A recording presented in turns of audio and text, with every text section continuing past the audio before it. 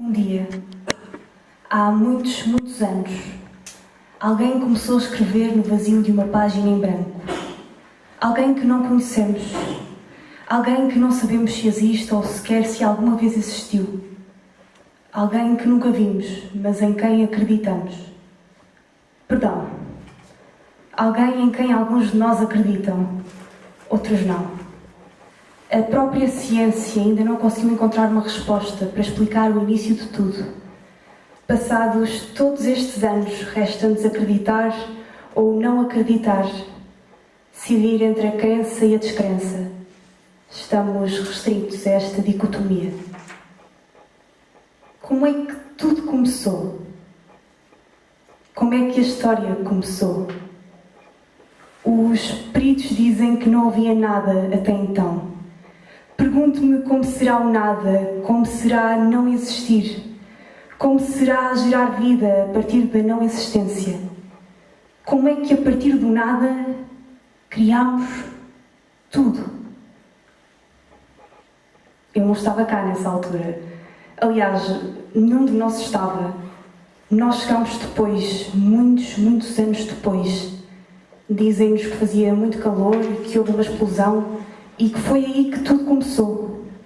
Primeiro veio o universo, depois as galáxias, o sistema solar, as estrelas, os planetas e entre esses planetas o nosso planeta. E no nosso planeta os oceanos, as rochas, as plantas, os animais. E muitos, muitos anos depois, o primeiro ser humano.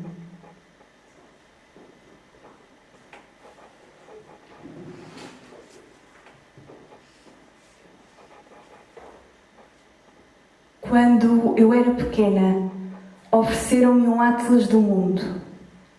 Na altura, quando recebi este livro, disse que era o livro do conhecimento. Neste livro do conhecimento, li o seguinte. Imaginem toda a história da Terra comprimida em 24 horas. Nesta escala, os primeiros fósseis ter-se-ão formado às 5h45. Contudo, as primeiras plantas na Terra só apareceriam às 21h50 e os primeiros animais anfíbios às 22h. Os primeiros dinossauros apareceriam às 22h50 para se extinguirem às 23h40.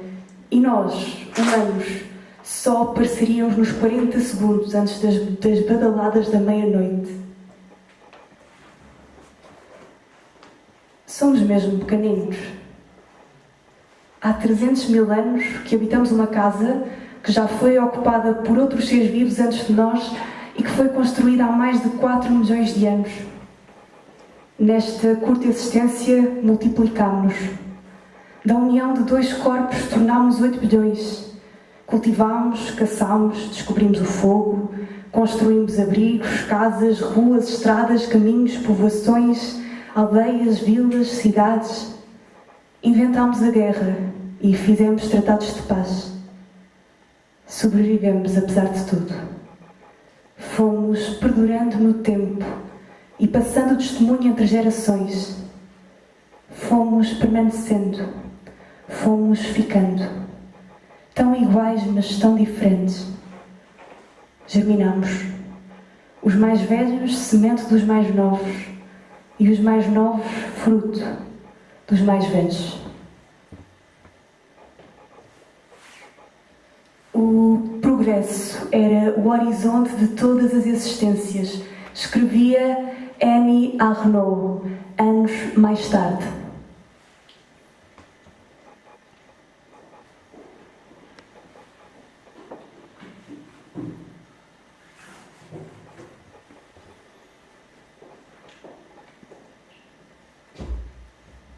Dois corpos que se unem e que darão origem a uma semente. Uma semente que dará origem a um embrião. Um embrião que dará origem a um feto. Um feto que dará origem a um recém-nascido. Um corpo que sai de outro corpo. Uma vida que começa. Esta sou eu, na minha fotografia mais antiga, tirada uns dias depois do meu nascimento. Estávamos na primavera de 2003, uma das primaveras mais quentes e secas até então, resultado de uma onda de calor que percorria toda a Europa. Aliás, nesse mesmo ano, meses mais tarde, Portugal foi afetado por uma enorme vaga de incêndios. Mais de 400 mil hectares arderam e o Pinhal de Leiria perdeu um quarto da sua área florestal. Mas atenção, nem tudo era cinzento neste ano de 2003. Ainda neste ano de 2003, Portugal preparava-se para receber o Campeonato Europeu de Futebol de 2004 e foram gastas centenas de milhões de euros na construção e remodelação de estádios. Foi também neste ano de 2003 que começou a primeira temporada dos Morangos com Açúcar, uma série que iria influenciar toda uma geração e da qual me tornaria uma espectadora assídua, anos mais tarde. Foi também em 2003 que as pessoas começaram lentamente a aderir às redes sociais. Usava-se o Friendster e o Facebook viria a ser criado no ano seguinte, em 2004. Contudo, apenas 38% dos agregados familiares tinha computador em casa e apenas 21,7% tinha acesso à internet. Hoje, passámos de 38% para 70% e de 21,7% para 89%. Mas calma, não vamos passar já para os dias de hoje. Ainda em 2003, do outro lado do mundo,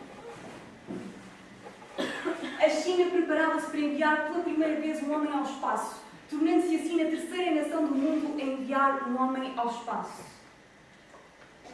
Parara, parara, pararararara. Rádio das Histórias com H pequeno. Aos 38 anos, Yang é o protagonista de uma missão histórica que, se for completada com sucesso, vai fazer da China a terceira nação a colocar no espaço e a trazer de regresso à Terra um ser humano. Mais de 40 anos depois da antiga União Soviética e dos Estados Unidos da América, China é o terceiro país a colocar um homem no espaço. Depois dos soviéticos terem adotado a designação cosmonauta para os seus cidadãos que viajaram até ao espaço e dos norte-americanos terem preferido a designação astronauta, os chineses vão referir-se aos seus exploradores espaciais como taikonautas. Mas nem tudo é um mar de rosas. Ainda no passado, no dia 21 de março de 2003, os Estados Unidos invadiram o Iraque. O conflito deu-se no contexto da guerra ao terrorismo lançada pelo presidente norte-americano George Bush, no seguimento dos atentados de 11 de setembro de 2001, também conhecidos como atentados das Torres Gêmeas. E agora, para desanuviar um pouco, vamos passar às músicas mais populares deste ano. A cantora norte-americana Beyoncé lança o seu álbum de estreia, Crazy in Love. Mais a sul, na América do Sul, a cantora brasileira Ivete Sangalo lança o tema Poeira, que pôs muitos dos nossos ouvintes a abanar o capacete. E a banda The White Stripes lança o tema Seven Nation Army, com uma melodia que nos é bastante familiar. Tan, tan, tan, tan, tan, tan, tan, tan, tan, tan, tan, tan. Muito bem, vamos ficar agora com 40 minutos de música. Até já!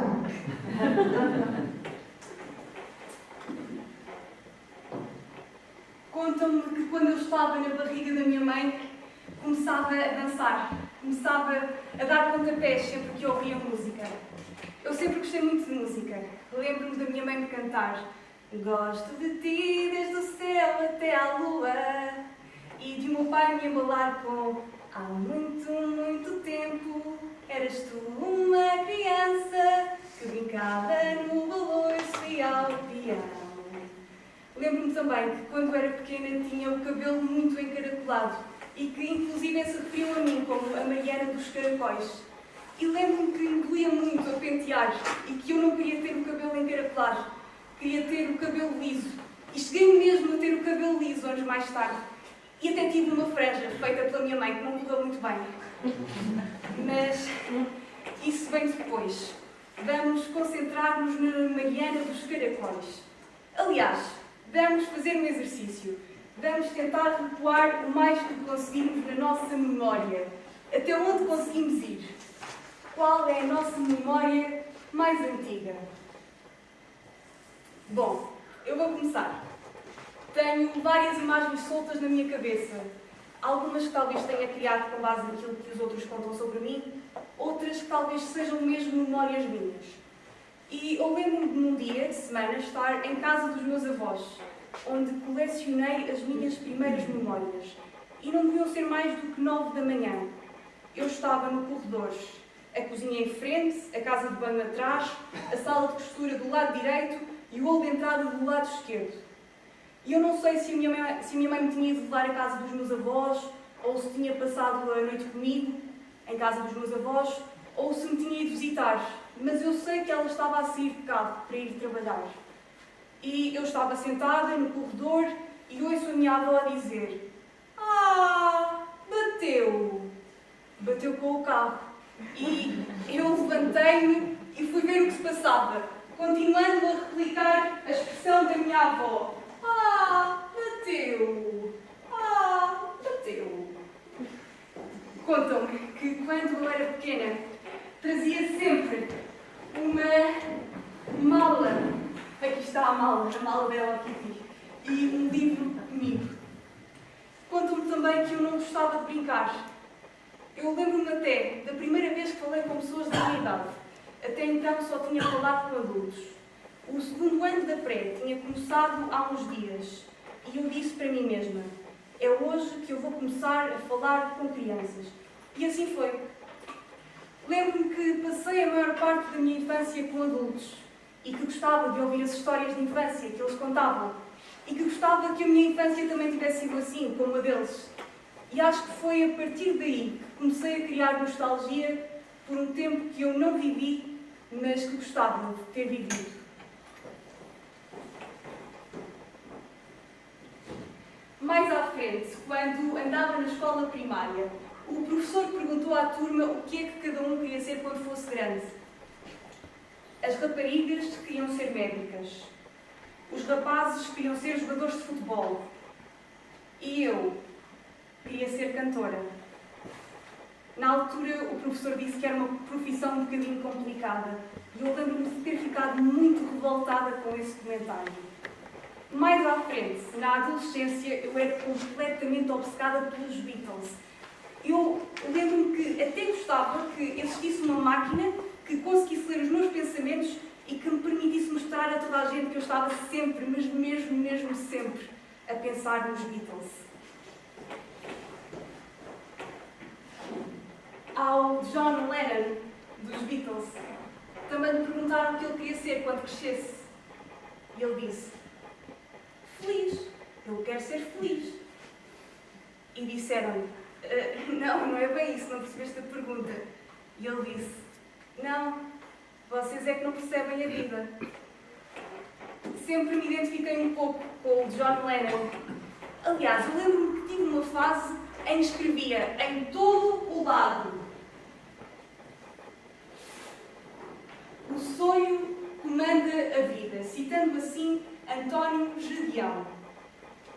Comecei por querer ser cantora, depois quis ser bailarina, depois a música voltou, mas num registro mais erudito, cantava e tocava, e por fim veio o teatro. Lembro-me que ao longo deste percurso sempre fiz de tudo para estar ocupada, sobretudo para ocupar o meu tempo com as artes, porque era nas artes que eu me sentia verdadeiramente feliz. E fora das artes não era assim muito feliz. Sentia-me diferente, sentia que não havia mais ninguém como eu, alguém que gostasse das mesmas músicas que eu, que gostasse de fazer as mesmas coisas que eu, que tivesse as mesmas lutas que eu. Sempre me fui tentando encaixar, mas sempre senti que não me encaixava. E aqui estou eu, diante de vocês, a aprender a ser feliz. E assim se passaram 21 anos, sempre com a sensação de estar no tempo errado, sempre com a sensação de estar no sítio errado, sempre com o sonho de ter nascido noutro tempo. Perguntei: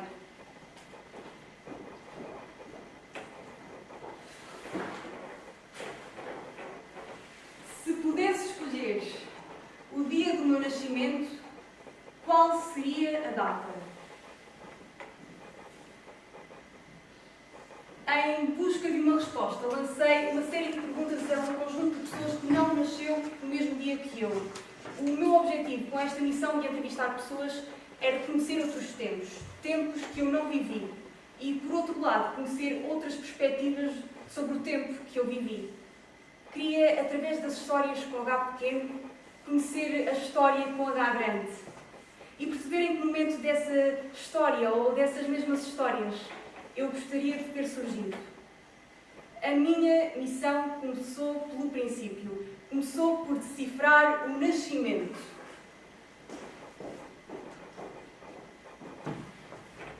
A nasceu em 1939, em casa, e o parto foi feito por uma parteira da terra.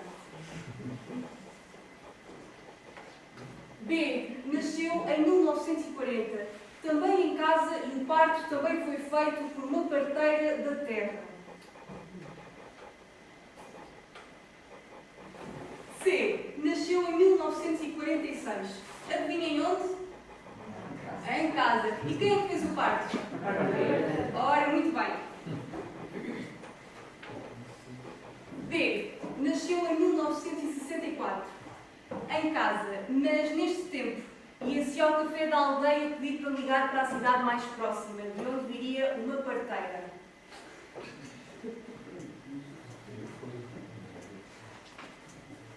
F nasceu em 1952.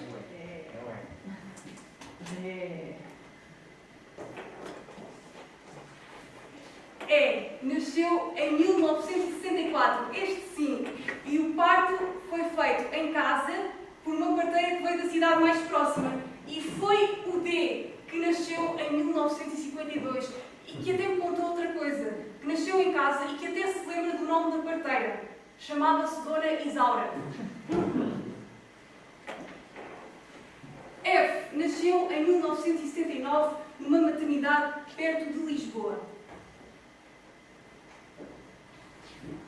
G nasceu em 2013 na maternidade, mas foi por pouco que não nasceu no IC9. Estava com demasiada pressa.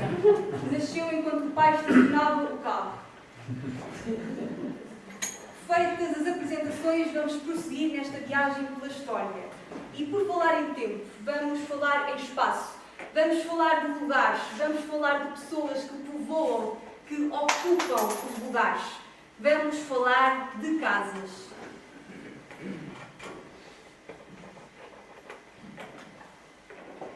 Como é que era a vossa casa de infância? Perguntei. A resposta foi curiosa, porque em 4 pessoas diferentes, as mais velhas, a resposta foi praticamente igual, apesar de estarmos a falar de casas diferentes.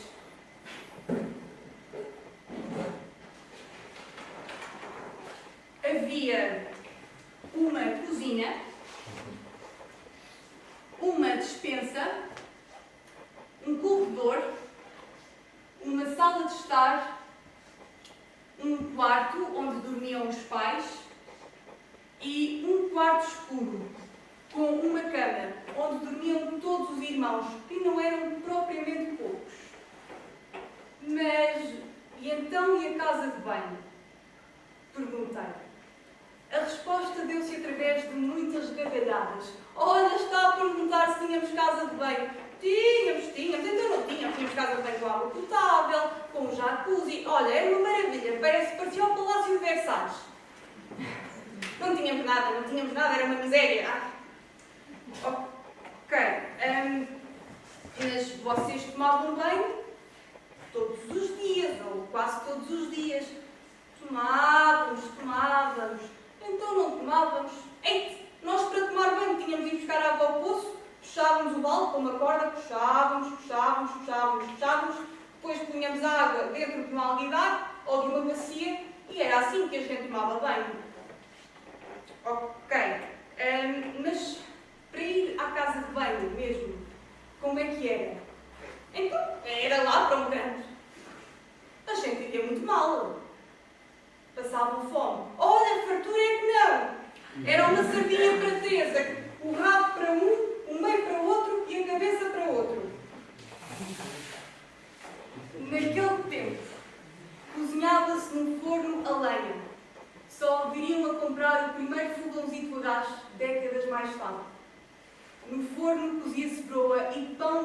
claramente. Ele disse-me: olha, comia mais broa se me a dessem. Eite, mal vestido, mal calçado, descalço. Agora é tudo uma beleza. Se eu apanhasse uma vida como a vossa, eite, durava mais tempo. Ele, nascido em 1964, contou-me que tomou banho no Alguidar até 1986, até aos 22 anos. Para tomar banho ia buscar água ao poço e colocava a água depois no fogão para aquecer e depois de estar aquecida colocava a água dentro de uma bacia ou de um alguidar. Para beber água ia à fonte e para ir à casa de banho ia à casa de banho da escola, que ficava ao lado da casa dele. Perguntei-lhe quando é que começou a haver saneamento básico na aldeia dele. E ele disse-me que ainda não há, nos dias de hoje. Disse-me também que a eletricidade foi instalada no final da década de 70 e que até então não havia frigoríficos. A comida tinha de ser comida no próprio dia. E havia quem tivesse salgadeiras, mas não era o caso. Em casa dele não havia. Ele contou-me também que à noite iluminavam a casa com candeeiros a petróleo. Ela, nascida em 1952, contou-me que quando andava na escola, saía das aulas e ia para os campos trabalhar. Então tinha que fazer sempre os trabalhos de casa à noite, à luz de um candeeiro a petróleo. Perguntei-me como seria a escola deste tempo. Perguntei-me como seria a escola do Estado Novo.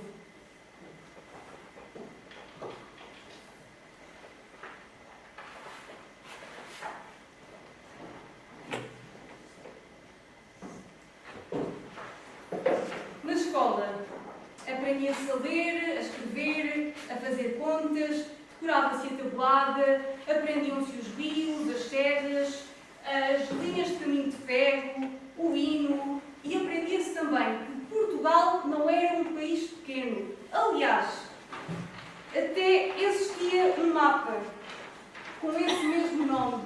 Portugal não é um país pequeno. Neste mapa criado em 1934, para a primeira exposição colonial portuguesa, podemos observar o mapa das colónias portuguesas sobreposto no mapa europeu. O que se pretendia mostrar era que, se comparássemos a superfície do Império Colonial Português com a superfície dos grandes países europeus, podíamos constatar que, afinal de contas, Portugal não era um país pequeno. Os livros da escola foram os mesmos durante décadas e eram uma forma de fazer propaganda ideológica ao Estado Novo junto dos mais novos. Ora, atentemos. Alguém quer ler? Não? Muito bem, estão todos chumbados. Eu vou ler, aprendam. Portugal é grande. Portugal não é apenas o território que, na parte mais ocidental da Europa, vai do Minho e traz os montes ao Algarve.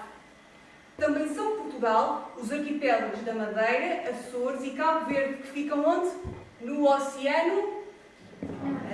Muito bem. Talvez até passem na terceira classe. As ilhas de São Tomé e Príncipe, o nosso território da Guiné, o de Angola, na África Ocidental, e o de Moçambique, na parte oriental da África, são Portugal também. São ainda Portugal os territórios de Goa, Damão e Dio, e a cidade de Macau, que ficam na Ásia, bem como uma parte da ilha de Timor, na Oceânia. Se observarmos no mapa tudo aquilo que nos pertence, reconheceremos logo que Portugal tem possessões em quase todas as partes do mundo. Ao vermos a enorme extensão do Império Português, admiramos o heroísmo com que os nossos antepassados, sábios, marinheiros, soldados e missionários, engrandeceram a pátria. Por ela atravessaram mares insalubres e travaram lutas cruéis em paragens longínquas. Aprendamos a lição do seu esforço para amar e servir como eles a nossa querida pátria. Página 174. Ora, muito bem. o chefe do Estado. A nossa pátria é uma grande família formada por todos os portugueses, sem distinção de lugares ou de raças. A mesma família que colonizou durante 500 anos. Bom, como todas as famílias, tem também um chefe que superiormente a dirige e a representa-se. E a representa é o chefe do Estado, que hoje se chama Presidente da República. Numa família digna, o chefe, que é o pai, tem de ser querido, respeitado e obedecido pelos filhos. Também numa nação consciente dos seus deveres, o chefe tem de ser estimado e honrado pelos que a constituem. Se alguma vez, meus meninos, passar por vocês Sua Excelência, o Presidente da República, ou vos encontrardes na sua presença, saudai-o respeitosamente, vendo nele o chefe supremo da nação a que vos honrais de pertencer, o chefe da grande família portuguesa. Que grande família! Bem, foi assim, até ao 25 de abril de 1974. Ele não teve diálogos nesse dia. Andou para lá, para trás e para a frente. Dizia-se que havia militares nas ruas de Lisboa. E depois soube-se que esses militares tinham feito um golpe de Estado, que tinha posto um ponto final na mais longa ditadura da Europa do século XX. E que a esse golpe de Estado tínhamos dado o nome de Revolução dos Escravos. Ele era pequeno, mas ele lembra-se de algumas coisas desse período pós-25 de Abril, o chamado PREC, Processo Revolucionário em Curso.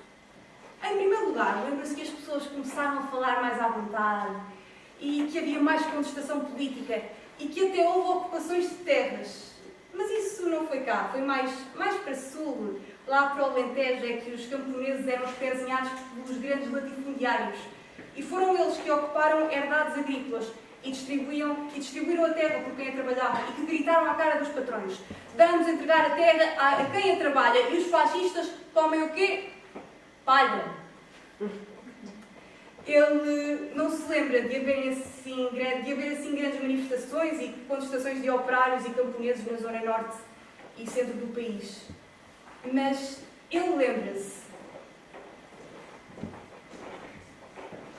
de ter escrito numa parede com carvão coisas que ele nem sabia bem o que significavam, como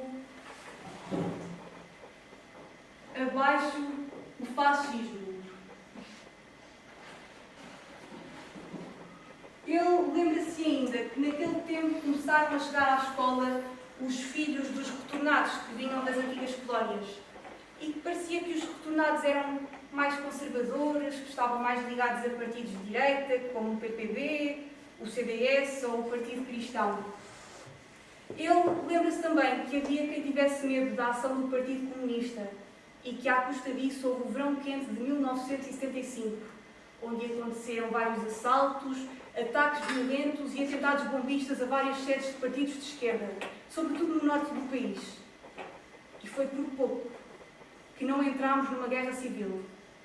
Mas foi também nesse ano de 75, no dia 25 do mês de abril, que se realizaram as primeiras eleições livres, onde A, B, C e D votaram pela primeira vez naquelas que foram as eleições com maior adesão da história da democracia.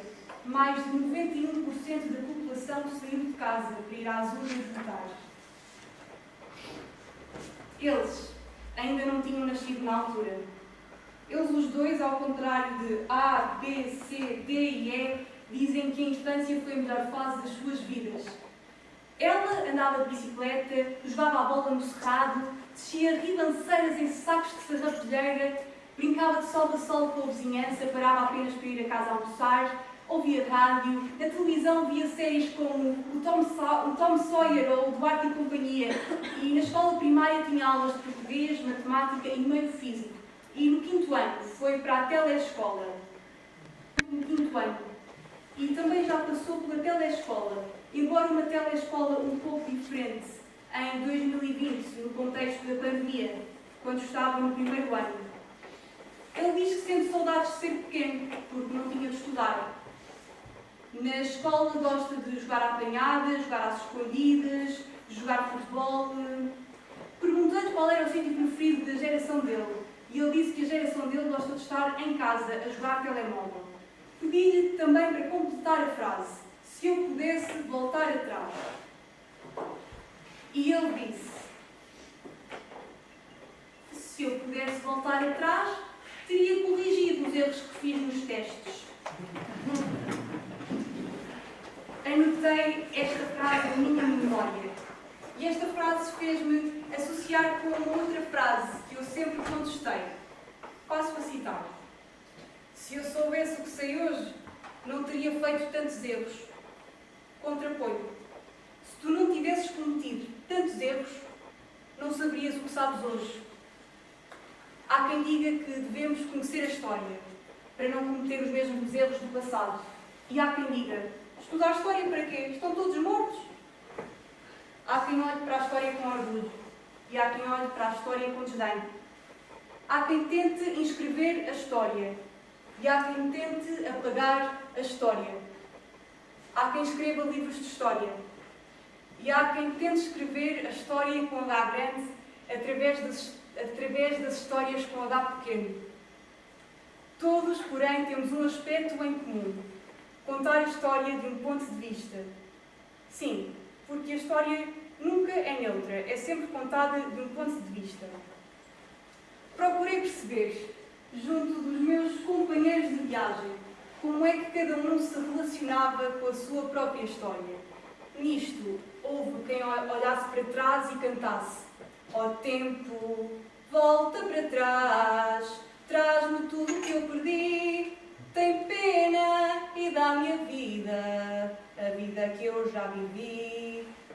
Houve quem dissesse: eu nem sei como é que sou vivo, depois de tudo o que passei.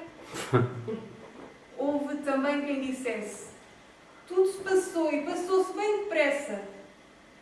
E houve ainda quem me dissesse: mas não vais para lá contar estas coisas, para o teu espetáculo. Bem, para terminar esta viagem, faltava-me descobrir um tempo. O futuro.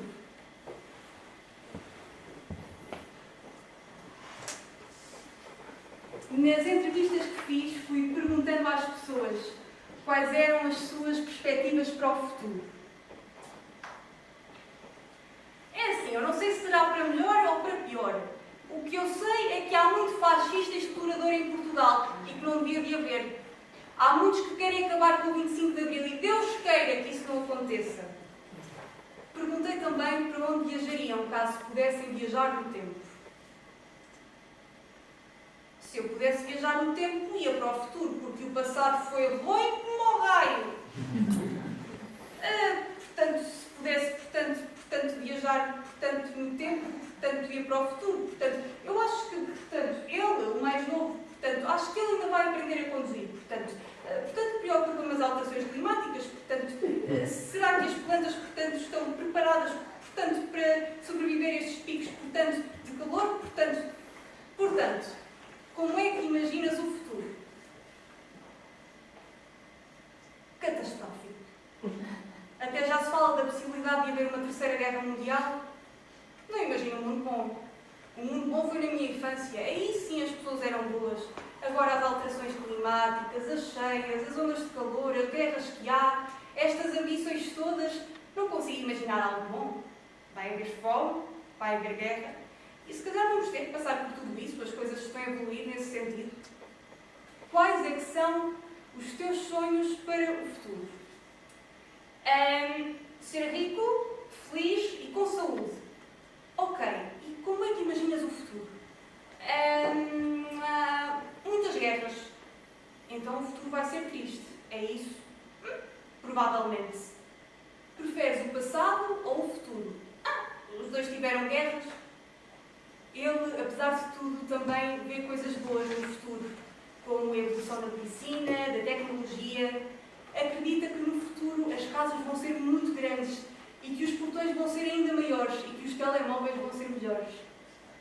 Ele acha que quando tiver 18 anos, os carros já vão andar sozinhos. e acredita que daqui a 20 ou 30 anos os robôs vão substituir os seres humanos. Perguntei, então e o que é que os humanos vão fazer nessa altura? Revoluções contra os robôs. Pedi também à inteligência artificial para me dizer o que esperar do futuro. Escrevi no ChatGPT, numa frase, diz-me como vai ser o futuro. O futuro será moldado por nossas escolhas de hoje, repleto de avanços tecnológicos, desafios ambientais e oportunidades para um mundo mais justo e sustentável. E vocês? Como é que imaginam o futuro?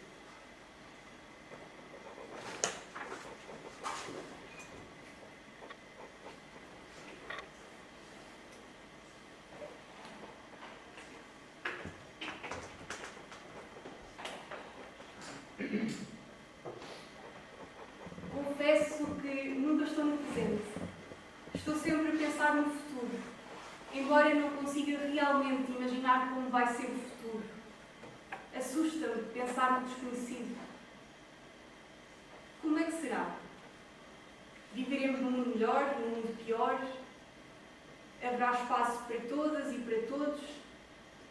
Seremos mais felizes? Será que já terá sido inventado o elixir para a vida eterna? E a guerra? Será que a guerra já terá acabado? Ou será a guerra vista no futuro como algo esquisito de um tempo distante, em que as pessoas se matavam umas às outras e destruíam em segundos o que tinha demorado milhares de anos a ser construído? E se pensarmos ao contrário? E se nos colocarmos no passado e imaginarmos o futuro? Como é que os nossos antepassados imaginavam o mundo em 2024? Se calhar alguns achavam que a guerra precisamente seria uma coisa datada e anacrónica, e outros talvez pensassem que o mundo já teria acabado. Nascemos iguais e morremos iguais. Tem sido sempre assim. E enquanto vivemos, distinguimos-nos uns dos outros. Chamámos-nos de estrangeiro a pessoas como nós. Desenhámos fronteiras e erguemos bandeiras. Lutámos por aquilo que julgávamos ser nosso, quando na realidade não era nosso, mas de todos nós.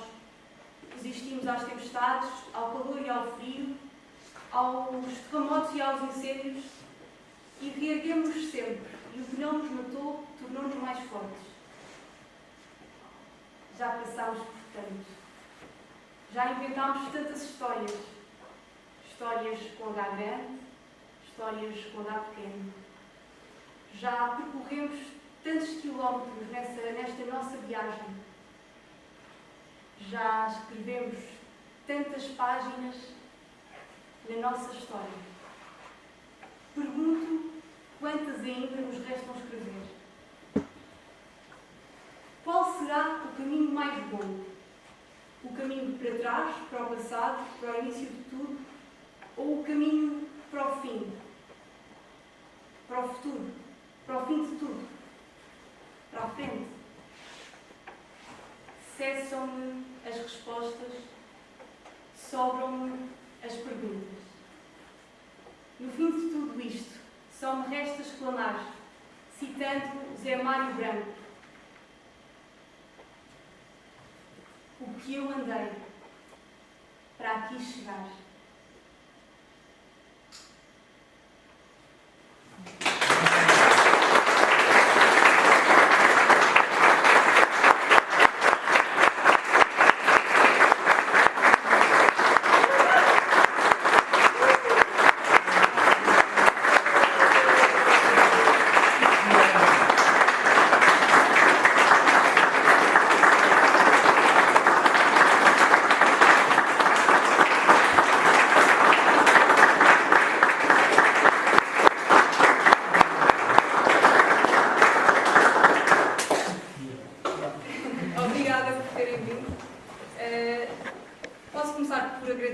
Por agradecer ao Lerena por dar a oportunidade a jovens emergentes acabados de sair do curso superior e de lhes darem a oportunidade de criar um espetáculo com uma bolsa de criação. Portanto, obrigada ao Fred, à Adriana, obrigada também a quem esteve na técnica, ao André, ao Bernardo, Obrigada à Tânia, aqui do Centro de Artes do Raval, e obrigada a todos os que me apoiaram neste percurso, a todos os meus companheiros de viagem, a todos os que me ajudaram. Por exemplo, estes bancos são do grupo de teatro Apolo, o grupo de teatro do qual faço parte e que também me cedeu o espaço deles para ensaios antes de eu vir para a Leiria. Portanto, obrigada. Não sei se querem dizer alguma coisa.